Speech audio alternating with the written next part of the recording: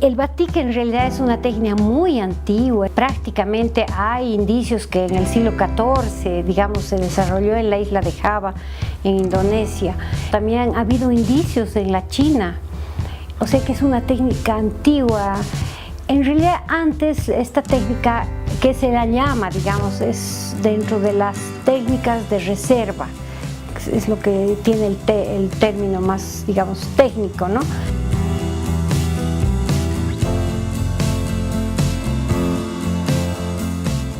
Y el batik al principio, en sus inicios, se lo hacía para confeccionar prendas de vestir o telas de rituales.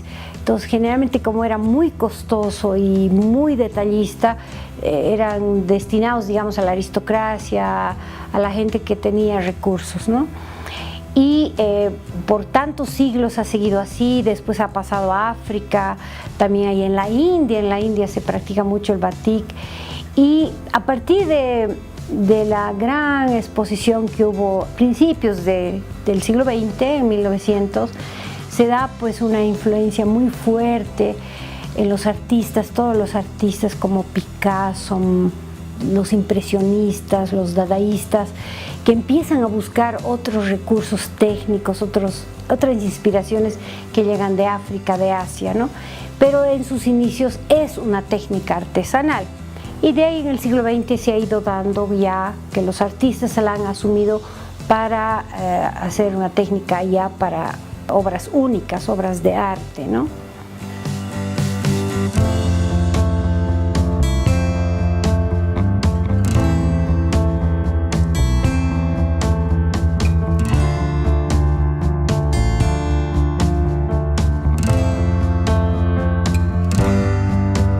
Yo he nacido en Cochabamba, soy de Cochabamba y bueno, desde chica sí, en mi casa siempre había mucho apoyo, digamos, al arte, a la cultura, siempre había un ambiente cultural y desde chica sí me gustaba siempre pintar, ¿no? Siempre había una inclinación. Tengo una hermana, unos años mayor que yo, que también le gustaba y es también artista. Y averiguamos que había la Escuela de Artes Plásticas y bueno, yo tenía 14 años. Yo asistí un año de oyente, ¿no? Pero fue muy linda experiencia porque aparte era muy linda la Escuela de Arte, pese que no teníamos local. Lamentablemente hasta ahora es una vergüenza, la Escuela de Artes no tiene un local.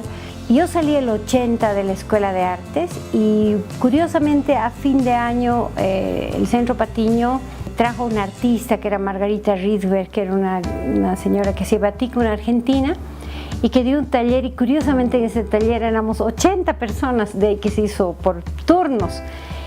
Y realmente a mí el batik me encantó muchísimo. Fue lo que yo creo que pasa con todos los artistas, ¿no? Al final la técnica es un medio, pero uno tiene que encontrar ese más allá de la técnica, ¿no? Que hace que se identifique con uno, que pueda ser el medio que pueda plasmar todo lo que está proponiéndose.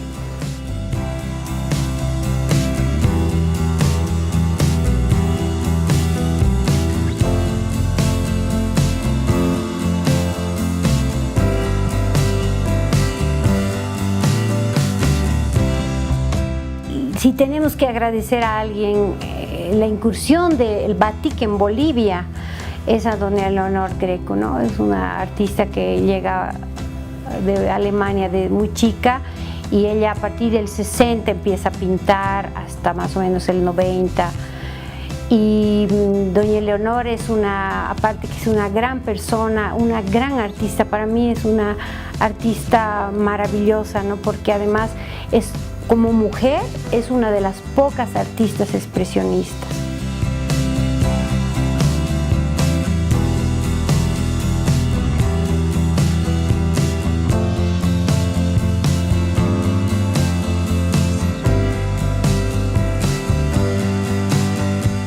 Yo he tenido varias etapas en mi trayectoria. Bueno, primero que el arte siempre está acompañado de un contexto, ¿no? Uno prácticamente no puede haber un arte atemporal, ¿no? Y digamos, una primera etapa en mi vida yo necesitaba, que para mí era necesario tener una expresión en el arte, ¿no? Y mi preocupación, mi prioridad era la parte social, pero no podía yo hacer unos cuadros muy fuertes como se hace en óleo, por ejemplo, de expresionismo o de una denuncia política, social en el batik, porque el batik no es para eso. Es una técnica que se logra cosas muy exquisitas. Pero tuve una etapa que hice una cuestión así más de búsqueda de identidad, entonces utilizaba muchas máscaras, pero un poco como que había algo forzado, ¿no? Pero ahora estoy en una etapa ya unos 10 años que he encontrado la beta, digamos, ¿no? Que es la parte de la naturaleza, ¿no? Y yo pienso que para un artista puede hacer un cuadro realista, ¿no? Pero el momento que uno hace el contorno, la figura, el dibujo, utiliza su propio método, usa el color, la luz, el contraste, cada artista va a plasmar de acuerdo a lo que está expresando, a lo que quiere decir. Entonces, a mí ahora, por ejemplo, me está fascinando querer un poco acercarme, ojalá pueda, a un impresionismo, ¿no? Es mi meta. Estoy tratando y estudiando a los impresionistas, ¿no?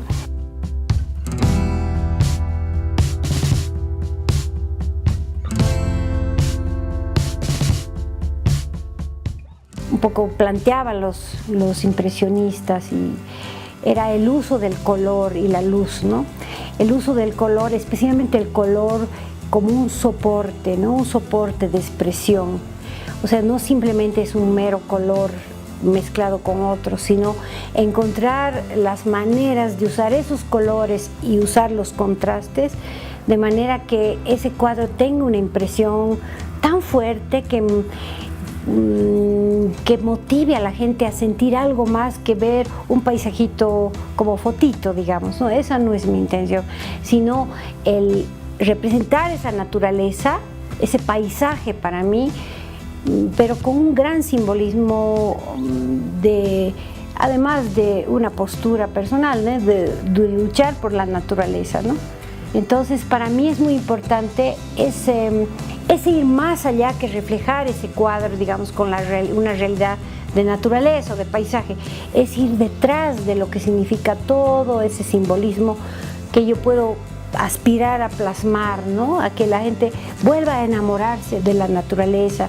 Vincent Van Gogh, por ejemplo, decía, hay que leer el lenguaje de la naturaleza. Y uno solamente de solo mirar un rato, ver los colores, la luz, está encontrando tanta riqueza que nos acerca también al conocimiento, porque el arte también se trata de eso, ¿no? De que no sea solamente un adorno, una cosa bonita, sino que vaya más allá, digamos, del arte en sí, digamos, o que sea solamente comercial, materialista.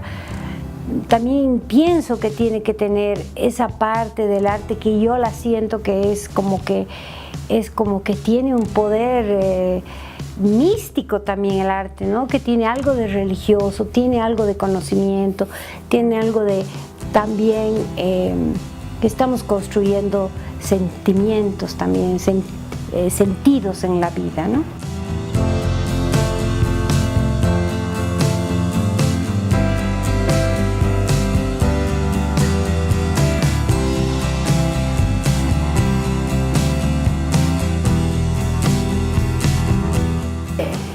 En realidad la técnica en sí, el método de la técnica, siempre se usa la tela blanca, ¿no? La tela blanca que es de algodón o seda. Cuanto más pura es la tela, que no tenga nada de plástico, es mucho mejor. Los colores van a ser mucho más absorbidos y se va a lograr una mejor toma, ¿no? Normalmente hay que hacer un buen dibujo, ¿no? Se hace un dibujo en un papel aparte y se tiene que hacer un buen dibujo, porque el problema del batik es que no se puede rehacer. O sea, pincelada que se da, se queda y no se rehace. Entonces es preciso que tener un buen dibujo, y en base a este dibujo después se calca. Yo voy a hacer ahorita una simple forma nomás de pinceladas. con las pinceladas se puede hacer, digamos, cualquier diseño, ¿no? ¿Qué es lo que se hace con la pincelada? Se tiene la cera caliente, ¿no? La cera caliente, que es cera de abeja con parafina, pero que tiene que estar caliente. Bueno, yo tengo este aparatito, pero normalmente se puede hacer en un bolsito de fierro en baño María, ¿no? Porque la cera nunca tiene que tocar el agua, ¿no? Pero sí tener un fondo de calor. Entonces, ¿qué es lo que hacemos? Normalmente, cada pincelada, digamos, que se da, cada toque que damos, estamos llenando la tela de la cera caliente. Al instante esa cera se va a secar. Entonces, ¿qué significa esto? Que va a proteger el color que querramos que quede. De ahí que cuando uno hace un diseño tiene que planificar todos los colores. ¿Por qué? Porque después de este toque que vamos a hacer del lugar que queremos que quede este color blanco, vamos a ir teñiendo. Por eso que se llama la técnica de reserva, porque vamos reservando, ¿no? Vamos poniendo, digamos, la cera y reservando ese color para que quede ese color. Y después se va tiñendo. Entonces uno tiene que planificar cada color, porque como todos los colores van uno por otro sumándose, se tiene que empezar con los colores básicos, después los secundarios y después los terciarios. Después de que cada sesión, diríamos, de pasar la cera caliente, nosotros procedemos al teñido. ¿Qué hacemos? Aquí ustedes van a ver más explícitamente. Normalmente se moja la telita y se tiñe en añelinas que están totalmente disueltas. Aquí les voy a mostrar un poquito lo que se ve, ¿no? Entonces, si ustedes se fijan, todo se ha teñido, menos lo que yo he pinceleado, ¿no? Las formas que he hecho. Entonces, una vez que yo he hecho, digamos, es lo que les comentaba, yo puedo hacer un tipo de craquelado, puedo un poquito estrujar así. Entonces, en esa teñida, lo que es la cera se va quebrando, el tinte se encarga de penetrar sutilmente esas partes de la cera quebrada y darle ese toque del craquelado que es auténtico, único de la técnica. Por ejemplo, en este caso, este trabajo que ya tiene 3 colores, si ustedes se fijan, estoy haciendo unas casas en rojo y ya he pintado los colores claros. Además, es importante en esta técnica, como les decía, siempre planificar el cuadro, ¿no? No podemos improvisar, incluso cuando uno se equivoca con la cera ya no se puede borrar. Entonces hay que ver la manera de arreglar ese error. Entonces, si ustedes se fijan, aunque generalmente se toma más tiempo, aquí he puesto a otro color más oscurito y me está dando un tono más oscuro. Y así sucesivamente se va haciendo de claro a oscuro.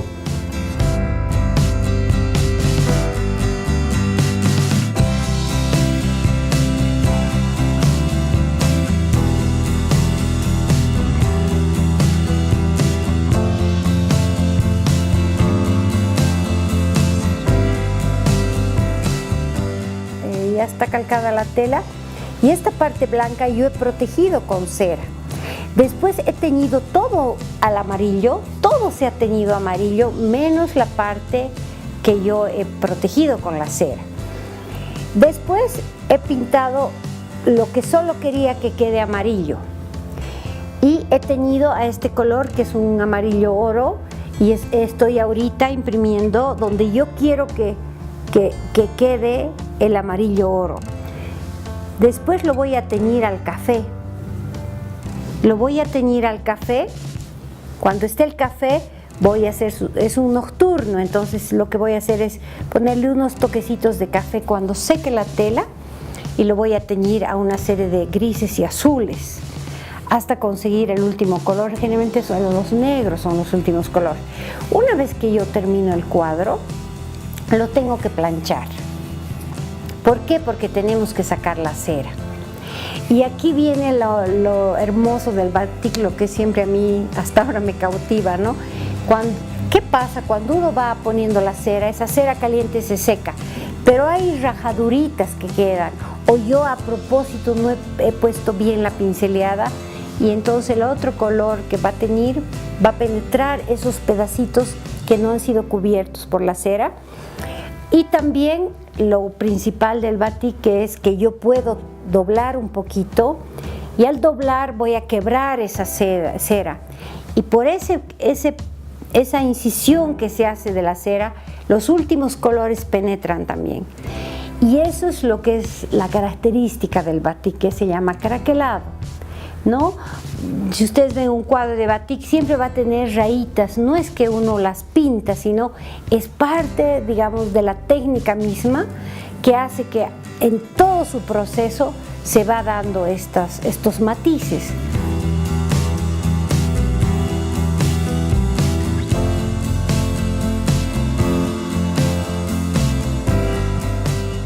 Este cuadro, por ejemplo, tiene mucho simbolismo, digamos, para mí, por el hecho de que es una rama de un jacarandá blanco. En Cochabamba tenemos mucha tradición, digamos, los jacarandás, ¿no? En septiembre, pero hay muy pocos jacarandá blancos. Y los jacarandá blancos son muy hermosos, para mí son muy poéticos. Entonces he tratado de sacar una rama en la cual he jugado un poquito con las tonalidades blancas y grises, y he puesto atrás un turquesa para que resalte, ¿no?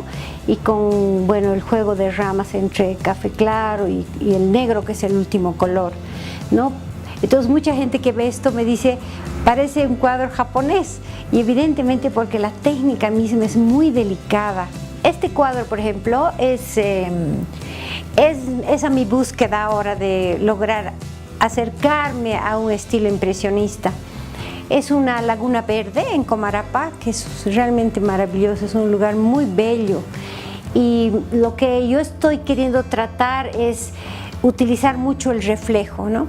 El reflejo, los contrastes, era muy importante el contraste complementario, ¿no? De usar colores que se contrasten, pero en simples impresiones juntos permiten dar una impresión muy armónica, muy estética. En los cuadros de la señora Eleonor Grecu se puede ver esa riqueza, ese logro, digamos, esa técnica depurada que ella tiene, ¿no?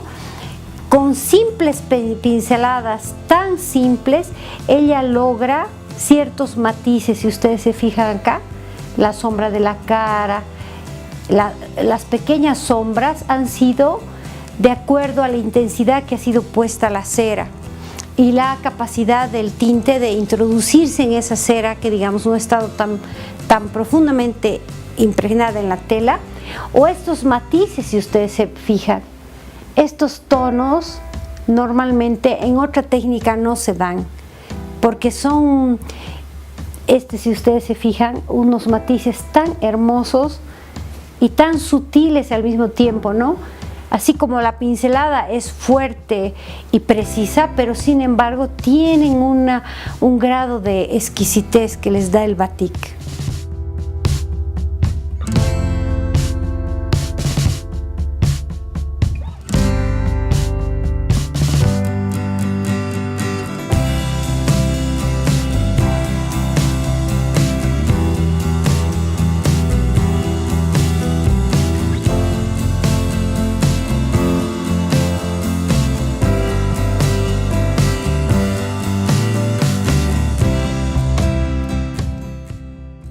Para mí es muy importante la técnica y la práctica, ¿no? Y la investigación. Un pintor tiene que seguir investigando, pintando bien varias técnicas. Yo, por ejemplo, ahora un poco soy crítica, ¿no? A algunas instalaciones que se hacen, estas nuevas corrientes que hay. instalaciones que se hace con un facilismo total, ¿no? Colocar 4 objetos y sí darle, digamos, un contexto muy textual, muy intelectual, pero está ahí en la obra con un facilismo total. Yo pienso que por cualquier técnica que tome uno, cualquier estilo, tiene que investigar, tiene que trabajar, tiene que producir, tiene que ir un poquito más allá, ¿no? Porque es a veces muy fácil hacer 4 cosas y darle un título muy interesante, pero no investigar, o sea, salir de esa mediocridad. Y un poco veo que hay un poco de mediocridad en el medio, ¿no? O sea, la gente se conforma con hacer 4 cosas, pero no se ve investigación, no se ve avance, progreso, en el sentido de que uno ve una exposición, pero en la próxima ve algo más, ¿no? Que esa persona ha puesto.